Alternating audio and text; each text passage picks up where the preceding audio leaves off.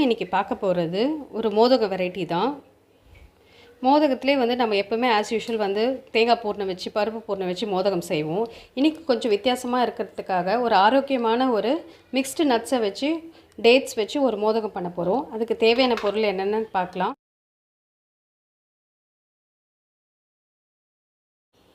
இப்போ ஒரு கப் அளவுக்கு டேட்ஸ் எடுத்து வச்சுருக்கேன். டேட்ஸ் வந்து இது மாதிரி சீடு உள்ள டேட்ஸ் எடுத்தாலும் ஓகே, சீட்லெஸ் டேட்ஸ் எடுத்தாலும் ஓகே.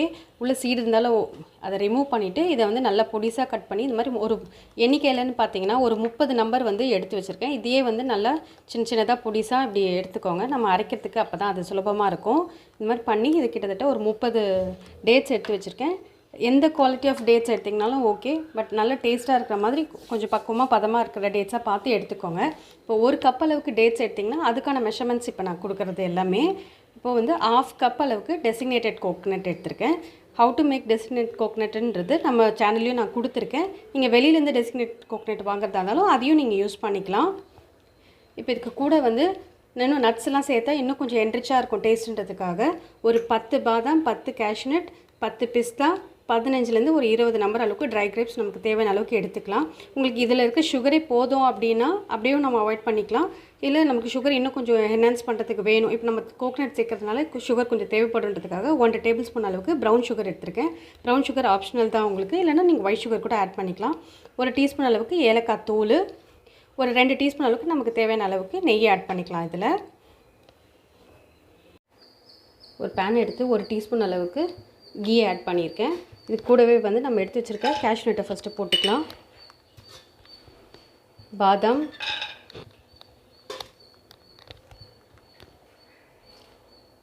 பிஸ்தா போட்டுக்கலாம். லாஸ்ட்டாக வந்து இது கொஞ்சம் ஃப்ரை ஆகட்டும். ஃப்ரை ஆன உடனே நம்ம நெக்ஸ்ட்டு ஐட்டம் இதில் ஆட் பண்ணிக்கலாம். இதில் கொஞ்சம் நல்லா கீயில் நல்லா ரோஸ்ட் ஆகட்டும்.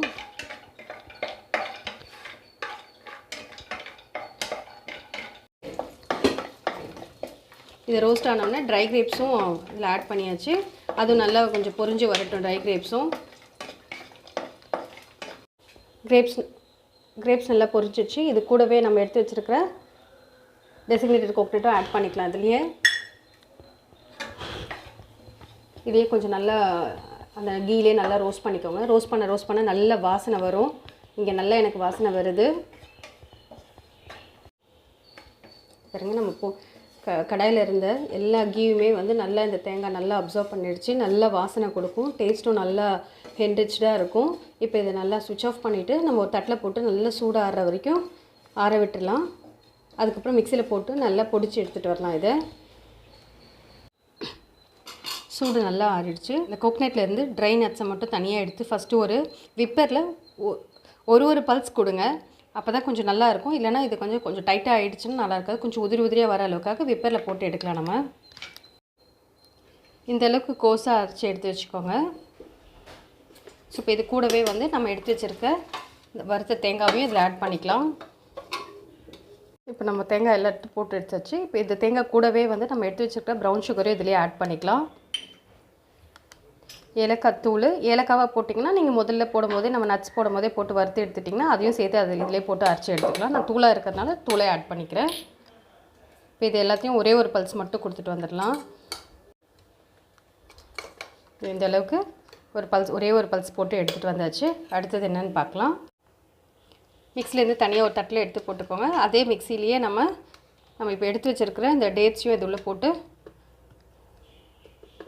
நல்லா உதிர்த்து விடுங்க. நல்லா ஒரே பக்கமாக இல்லாமல் எல்லா பக்கமும் நல்லா பிளெண்ட் ஆகிற மாதிரி நல்லா உதிர்த்து விடுங்க. நல்லா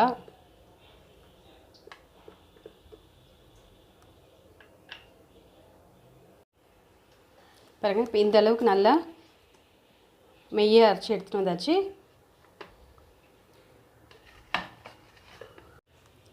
அதே பேனில் 1 டீஸ்பூன் அளவுக்கு நெய் ஆட் பண்ணிக்கலாம். நம்ம தேவைப்பட்டால் இன்னும் கூட கொஞ்சம் ஆட் பண்ணிக்கோங்க. ஃபஸ்ட்டு வந்து 1 டீஸ்பூன் போதும்.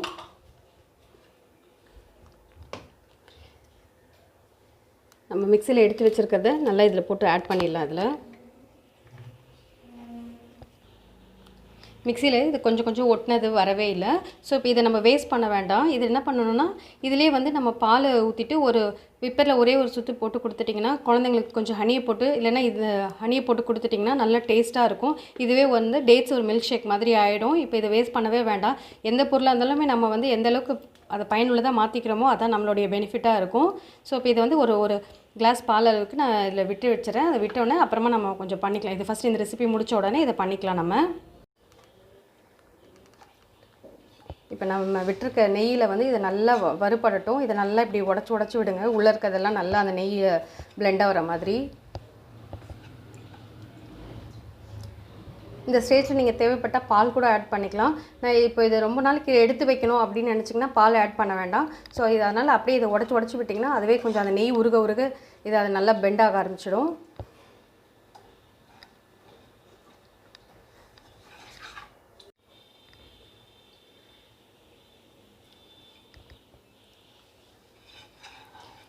நல்லா இது மாதிரி இது நெய்யில் வந்து நல்லா இது ஆகிற வரைக்கும் அதை நல்லா இப்படி உடச்சி விடுங்க. இது கிட்டத்தட்ட வந்து ஒரு 15 டேஸ் வச்சாலுமே இந்த ரெசிபி வந்து கெடாது. நம்ம நெய்லையும் போட்டிருக்கோம், நெய்யும் வந்து நல்லா வதக்கி எடுக்கிறோம். ஸோ அதனால் நல்ல டேஸ்ட் இருக்கும். குழந்தைங்களுக்கும் வந்து இதை வெறும் பிரசாதமாக மட்டும் படைக்காமல் ரெகுலராக நம்ம வீக்கெண்ட்ஸில் கூட பண்ணி வச்சிட்டோம்னா குழந்தைங்களுக்கு வந்து ஈவினிங் ஸ்நாக்ஸ் மாதிரி கொடுக்கலாம். இல்லைனா அவங்க ஸ்கூல் போக ஆரம்பிச்சிட்டாங்கன்னா அவங்களுக்கு வந்து இதை ஸ்நாக்ஸ் மாதிரியும் நம்ம ப்ரொவைட் பண்ண ஆரம்பிச்சிடலாம். இது ஒவ்வொரு வாட்டியும் வந்து நல்லா இது சுற்றி வரும்போது இது மாதிரி நல்லா பிரித்து விடுங்க. இதை நல்லா வதக்கி இப்படி கொஞ்சம் நல்லா கலர் சேஞ்ச் ஆகிடுச்சு பாருங்கள். கலர் சேஞ்ச் ஆகிடுச்சு, கொஞ்சம் சாஃப்ட்னஸும் நல்லா வந்துடுச்சு. இந்த அளவுக்கு இருந்தால் போது நம்ம போட்ட நெய் நல்லா அப்சர்வ் ஆகிடுச்சு இதுலேயே. ஸோ இப்போ இந்த நேரத்தில் இதை சுவிட்ச் ஆஃப் பண்ணிடலாம். நம்ம இப்போ இந்த சூட்லேயே வந்து நம்ம பொடிச்சு எடுத்து வச்சுருக்கிற இந்த நட்ஸும் சேர்த்துக்கலாம். இதுலையே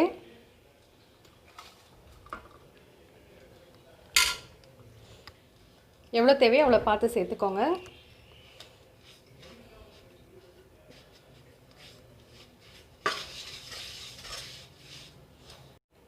இப்போ இது சூடாக இருக்குது. சூடு பொறுக்கிற அளவுக்கு கொஞ்சம் ரூம் டெம்பரேச்சருக்கு வரட்டும். ரூம் டெம்பரேச்சர் வந்த உடனே வந்து நம்ம மோதகம் பண்ண ஆரம்பிச்சிடலாம். இதில் இப்போ நல்லா சூடாகிடுச்சு. இதை நல்லா ஒரு தடவை நல்லா பிணைஞ்சி விட்டுக்கோங்க. இதை பாருங்கள், அதுலேருந்து நெய் நல்லா வெளியே வர ஆரம்பிக்குது பாருங்கள் என் கையிலே. ஸோ நல்லா இதை நல்லா இந்த சூடு ஆறினோடனே நல்லா பிணைஞ்சிட்ட உடனே இதை தனியாக இப்படி எடுத்து வைங்க. இப்போ நம்ம எந்த மோல்டில் செய்ய போகிறோமோ இப்போ நான் இந்த மாதிரி குட்டி ஷேப்பில் இருக்கிற மோல்டு பண்ணலான்னு எடுத்து வச்சுருக்கேன். பசங்களுக்கு ஷேப்பும் வந்து அழகாக பிடிக்கும். குட்டியாக இருந்தால் அவங்க சாப்பிட்றதுக்கும் ஈஸியாக இருக்கும். கைக்கு வாட்டமாக எடுத்து அவங்க சாப்பிட்றதுக்கும் சுலபமாக இருக்கும். ஸோ இந்த கீயை வந்து நல்லா இந்த ஷேப்பில் வந்து நல்லா க்ரீஸ் பண்ணி விட்டுக்கோங்க. நல்லா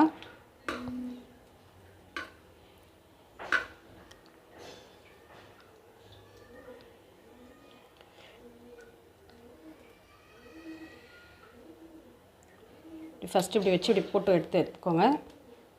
இந்த எக்ஸ்ட்ரா இருக்கிறதெல்லாம் இப்படி கொஞ்சம் நல்லா எடுத்துகிட்டு இப்படி உள்ளே வச்சுட்டு நல்லா இப்படி டைட் பண்ணுங்கள். அப்போ நல்ல ஷேப் வந்து நல்லா உள்ளே கிடைக்கும், பிளெண்ட் ஆகிட்டு நமக்கு கிடைக்கும்.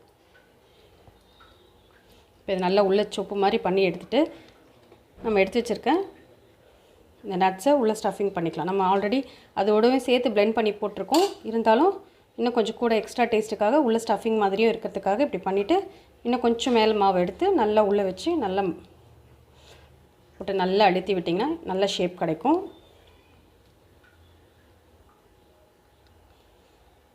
போட்டு நல்லா இப்படி ப்ரெஸ் பண்ணிக்கிட்டிங்கன்னா இப்போ நம்ம பிரித்து பார்க்கலாம் நம்மளோட ஷேப் எப்படி இருக்குன்னு.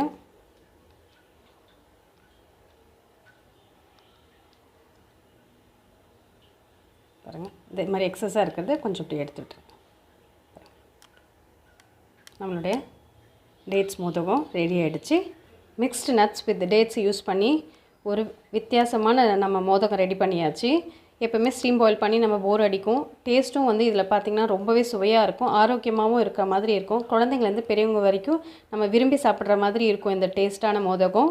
இந்த விநாயகர் சதுர்த்திக்கு நம்ம ஒரு ஆரோக்கியமான ஒரு மோதகம் செஞ்சு படைச்சிட்டு நம்மளும் வந்து சாப்பிட்டு ஆரோக்கியமாக இருப்போம். இதே மாதிரி இருக்கிற மற்ற மோதகமும் நம்ம ரெடி பண்ணிடலாம்.